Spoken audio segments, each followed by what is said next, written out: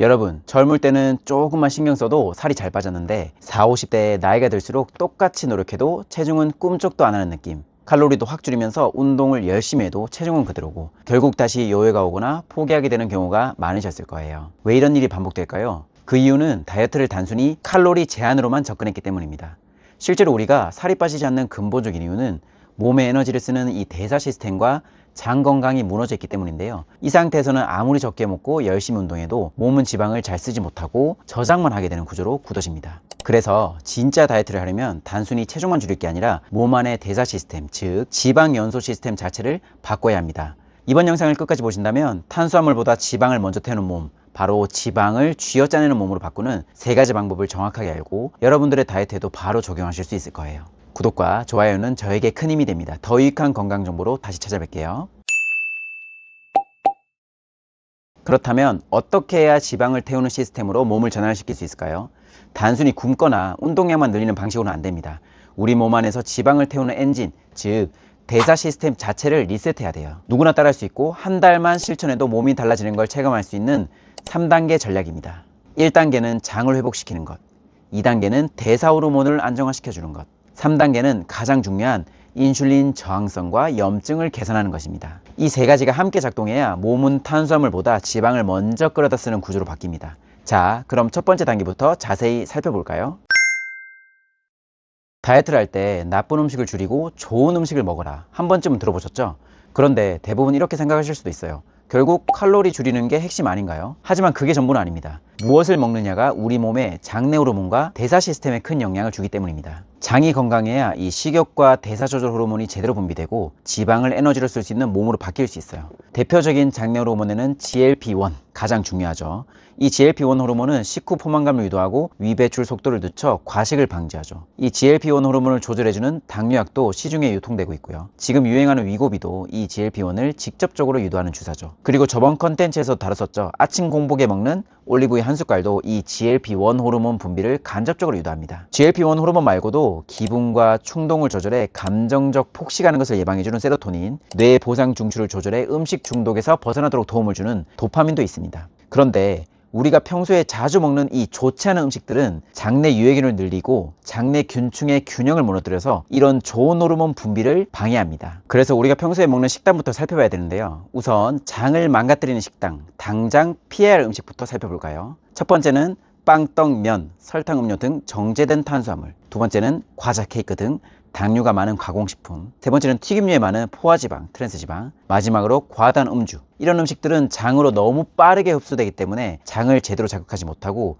GLP-1, 세로토닌 같은 호르몬이 잘 나오지 않게 됩니다. 그럼 반대로 장을 살리는 식단, 먹어야 할 음식은 무엇일까요? 첫 번째는 식이섬유가 풍부한 채소, 양배추, 브로콜리 등이 있습니다.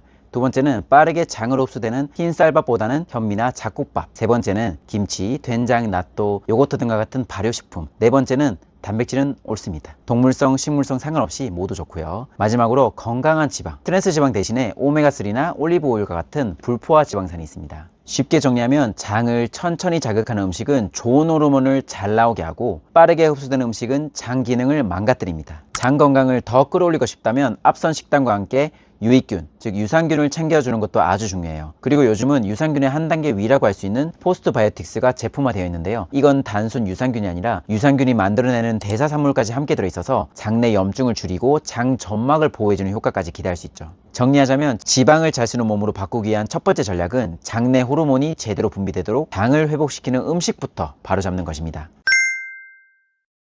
다이어트가 예전만큼 안 되는 것 같다고 느끼신 적 있나요? 그 나이가 들수록 살이 잘 안 빠지고 운동을 해도 예전만큼 체중이 줄지 않는다면 사실 이건 의지 부족이 아니라 우리 몸의 대사 시스템 자체가 약해졌기 때문입니다. 우리 몸엔 지방을 에너지로 태우는 역할을 하는 신진대사 호르몬이 있어요. 대표적으로 갑상선 호르몬, 성장 호르몬, 코티솔 같은 호르몬이 있습니다. 그런데 나이가 들거나 혹은 젊은 분이라도 스트레스를 많이 받거나 수면이 부족한 생활을 오래 하면 이런 대사 조절 호르몬의 분비가 줄어들게 됩니다. 그 결과 기초 대사량이 낮아지고 몸은 지방을 잘 못 쓰고 혈중 인슐린이 계속 높게 유지되면서 지방을 에너지로 쓰기보다 저장하는 구조로 바뀌게 되는 거예요. 이게 바로 살이 잘 안 빠지는 체질로 굳어지는 이유입니다. 그렇다면 이 신진대사 호르몬을 어떻게 다시 활성화할 수 있을까요? 핵심은 바로 시간 밸런스를 회복하는 생활 패턴을 만드는 것입니다. 아침에는 에너지 호르몬을 활발하게 나오게 하고 밤에는 수면 호르몬이 자연스럽게 분비되는 그런 리듬 있는 하루를 만드는 것이 가장 중요합니다. 낮에는 햇볕을 충분히 쐬주시고 스트레스 줄여주시고 규칙적인 활동 혹은 가벼운 운동은 꼭 해주셔야 돼요. 밤에는 매일 일정한 시간에 수면을 시작하시고 6시간 이상 충분히 수면하시고 암막 커튼 그리고 스마트폰 블루스크린 차단해 주시고, 다음에 야식과 폭식은 금지입니다. 야식과 폭식은 밤 호르몬 분비에 악영향을 줄 수 있습니다. 이 리듬이 깨지면 다음날 아침 대사 호르몬까지 영향을 줄 수 있습니다. 이 신진대사 호르몬 회복에도 도움이 되는 영양소는 우리가 잘 알고 있는 겁니다. 첫 번째는 비타민 B군입니다. 비타민 B는 에너지 대사와 신경 안정에 필수적이고요. 두 번째는 이 스트레스 호르몬 조절과 수면 리듬을 유지해주는 칼슘, 마그네슘을 포함한 미네랄. 마지막은 코티솔을 분비하는 이 부신. 이 부신의 피로를 개선해주는 부신 아답토젠이 있습니다. 대표적인 아답토젠 성분은 보통 수면 영양제에 많이 들어가는 아슈아간다, 그리고 태아닌, 홍경천 등이 있는데요. 특히 비타민 B군으로 에너지 대사라든지 피로가 잘 안 잡히는 분들은 이 부신 아답토젠이 포함된 제품을 선택하시는 것도 좋은 방법이 될 수 있습니다. 지방을 잘 쓰는 몸으로 가기 위한 2단계는 무너진 신진대사 호르몬의 리듬을 회복하는 것. 낮에는 활동과 에너지 호르몬, 밤에는 수면과 회복 호르몬이 자연스럽게 나올 수 있도록 이 생활 패턴을 바로잡는 것이 가장 중요한 포인트입니다. 앞에서 장을 회복시키고 이 신진대사 호르몬을 깨우는 방법을 알아봤죠. 이제 마지막 단계입니다. 지방을 잘 쓰는 몸으로 바꾸려면 반드시 해결해야 할 문제가 하나 있어요. 바로 인슐린 저항성과 만성 염증입니다. 원래 인슐린은 혈당을 세포로 넣어주는 열쇠 같은 역할을 해요. 그런데 이 인슐린이 잘 작동하지 않고 세포가 인슐린에 반응하지 않는 상태가 되면 혈당은 에너지로 사용되지 못하고 지방으로 저장되게 됩니다. 결국 지방은 더 잘 쌓이고 살은 안 빠지는 체질로 굳어지게 되는 거예요. 인슐린 저항성이 생기는 이유는 첫 번째, 지방세포가 과도하게 늘어났을 때입니다. 특히 내장 지방이 많아지면 이 염증 물질이 분비돼서 인슐린의 작용을 방해하게 됩니다. 그래서 살이 찔수록 인슐린이 더 저항을 받는 악순환이 생기죠. 두 번째는 이 전 단계에서 봤던 대사 호르몬이 저하될 때입니다. 갑상선, 부신, 성장 호르몬이 줄어들면 이 인슐린을 조절하는 능력도 함께 떨어지게 됩니다. 즉, 지방이 많은 상태일수록, 대사가 망가진 상태일수록 인슐린 저항성은 더 악화됩니다. 인슐린 저항성과 염증을 낮추는 생활습관 첫 번째, 식사 시간 그리고 이 순서를 조절하는 겁니다. 식사는 항상 공복 시간을 확보하셔서 인슐린이 적게 분비되는 시간에 늘리셔야 됩니다. 이상적으로는 저녁 7시에 먹고 다음날 아침 14시간 후에 아침 식사를 하시라고 말씀을 좀 드리거든요. 두 번째는 식사 순서입니다. 우리 거꾸로 식사라고 말하죠. 이 식이섬유랑 단백질을 먼저 먹고 그 뒤에 탄수화물을 먹는 겁니다. 그러면 혈당 상승을 완만하게 만들 수 있고 인슐린이 급격하게 분비되는 것을 방지할 수 있습니다. 두 번째는 운동입니다. 근육을 많이 늘리면 이 포도당 저장 창고가 커져서 인슐린 저항성을 개선할 수 있습니다. 마지막으로 수면과 스트레스 관리입니다. 수면 부족과 스트레스 관리는 앞서 말한 것처럼 코티솔이라는 이 스트레스 호르몬을 분비를 시키고요. 이 코티솔은 인슐린 분비를 계속 자극해서 인슐린 내성이 생기도록 할 수 있습니다.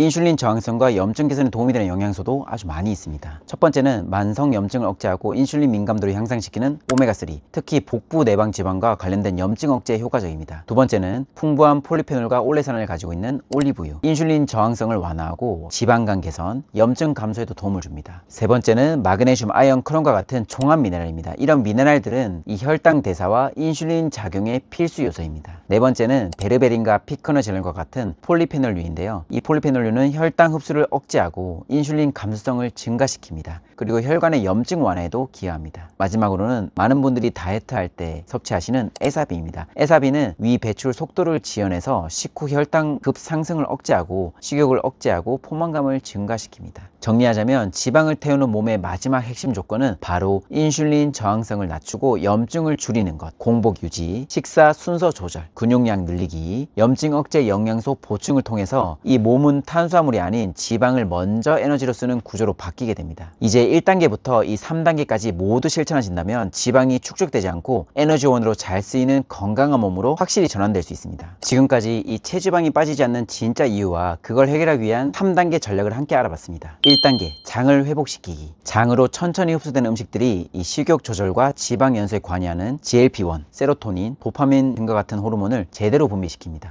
이 잘못된 식단은 장내 균형을 깨고 이런 좋은 호르몬의 분비를 억제합니다. 두 번째, 신진대사 호르몬을 되살리기. 갑상선, 부신, 성장 호르몬과 같은 대사 엔진이 다시 작동해야 몸이 저장보다는 지방 소비에 집중하게 되고 기초 대사량이 회복되게 됩니다. 3단계, 인슐린 저항성과 염증을 낮추기. 인슐린 저항성을 낮추고 염증을 줄여야 이 지방을 저장하려는 몸에서 지방을 에너지로 쓰는 몸으로 전환할 수 있습니다. 많은 분들이 다이어트를 이 칼로리를 줄이는 게임이라고 생각하지만 실제로는 호르몬과 이 대사 시스템을 회복시키는 과정입니다. 장을 살리고 호르몬 리듬을 되찾고 인슐린 저항성과 염증을 줄이는 것, 이 세 가지가 함께 작동할 때 비로소 살이 빠지고 다시 찌지 않는 몸, 즉 요요 없는 체질 개선이 가능해집니다. 오늘 알려드린 세 가지 전략을 하나씩 현실적으로 적용해 보세요. 이 작은 변화가 쌓이면 몸은 반드시 반응합니다. 이 영상이 도움이 되셨다면 좋아요와 구독, 그리고 주변에 건강한 다이어트를 원하는 분들께 공유해 주세요. 다음 영상에서는 더 실질적인 식단 예시와 루틴 설정법으로